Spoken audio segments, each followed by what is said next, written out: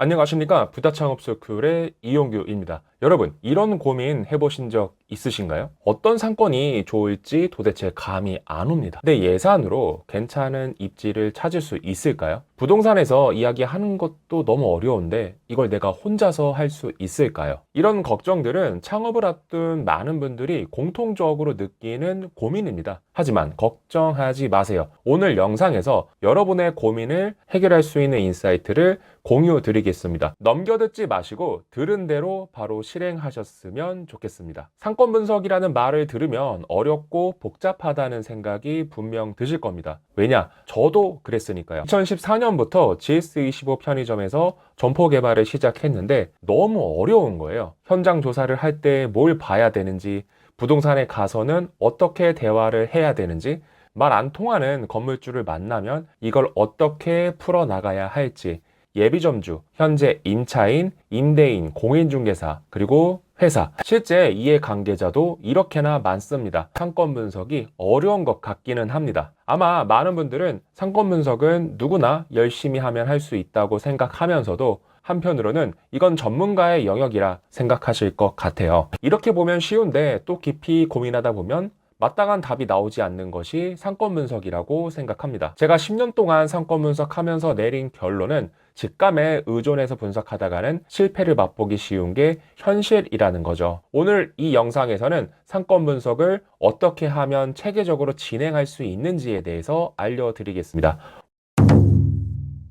오늘 알려드릴 세 가지 중요 원칙을 통해서 여러분이 창업을 성공적으로 시작할 수 있는 방법을 배우시길 바랍니다. 많은 분들이 상권 분석을 할 때 직감에 의존하곤 합니다. 하지만 직감만으로 종잣돈 1억 이상이 필요한 가게의 위치를 선택하는 것은 큰 리스크를 동반할 수밖에 없겠죠. 왜냐하면 이건 한정된 경험에 의존한 판단일 뿐 고객 성향이나 경쟁 강도, 여러 가지 중요한 요소들을 충분히 반영하지 못하기 때문입니다. 상권 분석은 반드시 객관적인 데이터를 바탕으로 해야 되는 거예요. 첫째, 지역의 유동인구 분석이 필요합니다. 어느 시간대에 사람들이 가장 많이 몰리는지, 그리고 그들이 어떤 목적을 가지고 움직이는지를 파악하는 것이 중요합니다. 제가 데이터라는 표현을 쓰면 엑셀 파일에 가득한 숫자를 봐야 하나? 이렇게 생각하기 쉬운데요. 유동인구 데이터를 체크하기 가장 좋은 방법은 바로 현장 확인입니다. 빅데이터 상권 분석 도구에서 유동인구 데이터를 제공하기도 합니다만 이게 현실과 잘 맞지 않는 경우가 많습니다. 정보에 왜곡이 있다는 의미죠. 그래서 유동인구의 흐름을 파악하기 가장 좋은 방법은 바로 현장 임장이에요. 내가 조사하고 싶은 핵심 라인을 체크를 합니다. 예를 들어 신사역 상권이라고 하면은 강남시장 라인, 가로수길, 세로수길, 그리고 나로수길. 신사역 이면 먹자골목은 어떻고 백종원 PPL 식당이 있는 잠원동 골목은 어떤지, 그리고 학동공원 아래쪽 골목은 어떻게 다른지, 이렇게 내가 조사할 골목을 정한 후에 시간대별 흐름을 직접 느껴보는 것이 중요합니다. 점심때는 어느 골목이 사람이 많은지, 저녁의 풍경이 어떤지를 직접 눈으로, 발로 확인하는 것이 필요합니다. 둘째, 고객 소비 패턴에 대한 분석이 필요합니다. 각 상권별로 어떤 연령대의 사람들이 살고 있는지, 그리고 소비하는 연령대는 어떻게 다른지를 보는 거죠. 예를 들어 중구의 세운상가 인근을 가게 되면은 50대 이상의 남성 소비가 주로 이루어집니다. 반면에 성수 아뜰리에 길을 가게 되면 20대, 30대 여성 소비 비중이 올라가게 되죠. 상권마다 고객 소비 패턴이 다르게 나타나기 때문에 이 차이점을 근거로 상권에 대한 비교 평가를 하는 것은 분석의 객관성을 유지하는데 아주 효과적이죠. 실제로 이러한 데이터 분석을 통해 상권 분석 컨설팅의 성공 확률을 크게 높일 수 있었습니다. 마지막으로 경쟁 강도 분석도 하셔야 됩니다. 주변에 어떤 경쟁 업체들이 있는지를 파악하고 그들이 어떻게 운영되고 있는지를 분석하는 것은 필수입니다. 경쟁 강도 분석은 앞서 말씀드렸던 두 가지보다 더 중요한 포인트가 될 수 있습니다. 경쟁사에 대한 데이터 수집은 네이버 플레이스, 인스타그램, 유튜브 검색으로도 진행할 수 있고, 현장에서 경쟁 매장의 메뉴, 가격, 이벤트 유형, 서비스의 수준 정리할 수 있는 것들이 엄청나게 많습니다. 두 번째로 중요한 것은 여러분의 예산에 맞는 상권을 선택하는 겁니다. 많은 예비 창업자들이 무조건 좋은 상권을 찾는데 집중하다가 본인 예산을 간과하곤 합니다. 높은 임대료나 권리금을 무리하게 감당하려다 보면은 사업 초기부터 어려움에 빠지게 되는 것도 문제고요. 더 큰 문제는 시간 낭비를 하게 된다는 겁니다. 애초에 투자금이 맞지 않는 상권을 아무리 발품 많이 다니고 데이터 정리를 한들 결국 헛일하는 것으로 마무리될 가능성이 높다라는 거죠. 상권 분석을 할 때는 거꾸로 사고가 필요합니다. 예를 들어 총 예산이 2억이라면 먼저 운영 비용을 제외한 실제 상권 투자 가능한 금액을 계산합니다. 그리고 그 금액으로 임대 가능한 최적 상권을 찾아가는 거죠. 먼저 내가 활용 가능한 예산을 철저히 파악한 후에 그 예산 내에서 최적의 상권을 찾는데 집중하셨으면 좋겠습니다. 어찌 보면 어떤 브랜드를 운영할지 컨텐츠에 대한 정리보다도 선행되어야 되는 것이 바로 예산 설정이라고 생각합니다.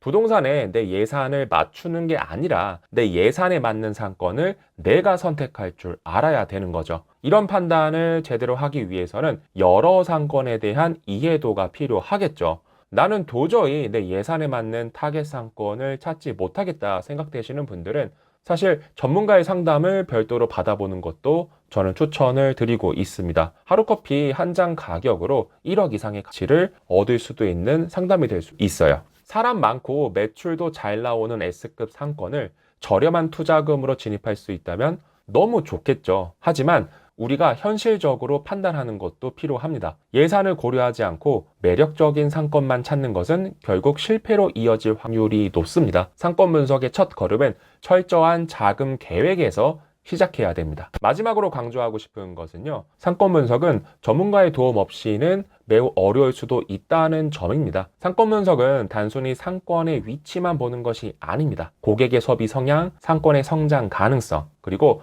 경쟁 업체 분석 등 여러 가지 요소를 종합적으로 판단해야 됩니다. 실제로 제가 만난 한 클라이언트는 처음에 4개월 정도 혼자 상권 분석을 하고 사업을 시작하려 했지만 예상보다 어떤 지역을 어떻게 조사해야 될지 막막함을 느꼈었다고 해요. 그 후 저와 함께 하고자 하는 컨텐츠 특성을 다시 분석하고 어떤 입지를 선택해야 될지 전체적인 전략을 재구성한 덕분에 최근에 고깃집을 오픈할 매장을 계약 완료했습니다. 전문가의 경험과 노하우는 단순한 데이터 이상의 가치를 가진다고 생각을 해요. 이를 통해 여러분이 목표로 하는 결과물을 찾을 수 있는 가능성이 더욱 올라가게 되는 거죠.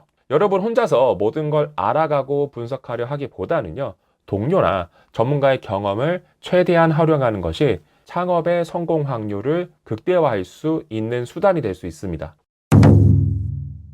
오늘 여러분께 소개드린 세 가지 상권 분석 원칙 기억하시길 바랍니다. 첫째, 데이터를 기반으로 한 상권 분석을 하셔야 되고요. 둘째, 예산에 맞는 상권을 선택할 줄 알아야 합니다. 그렇게 하기 위해서는 어떤 상권이 우리가 목표 타겟으로 잡을 수 있는지의 정리가 필요하고요. 그 과정 중에 전문가의 도움이 필요하다면은 그 도움을 받는 것도 좋은 선택이 될 수 있습니다. 자영업 현실이 정말 쉽지가 않습니다. 저는 다른 것은 몰라도 상권 분석에 대해서 막막함을 느끼는 분들에게 실질적인 도움을 드리고 싶습니다. 상권 분석이 어렵고 복잡하게만 느껴졌다면 오늘 영상을 통해 조금이라도 이해가 쉬워지셨길 바랍니다. 여러분의 성공을 응원하고 있고요. 사업 성공에 필요한 모든 상권 분석 정보를 이 채널 안에서 드리려고 합니다. 영상이 유익하셨다면 좋아요와 구독, 알람 설정도 부탁드립니다. 여러분의 성공을 위해 항상 함께 하겠습니다.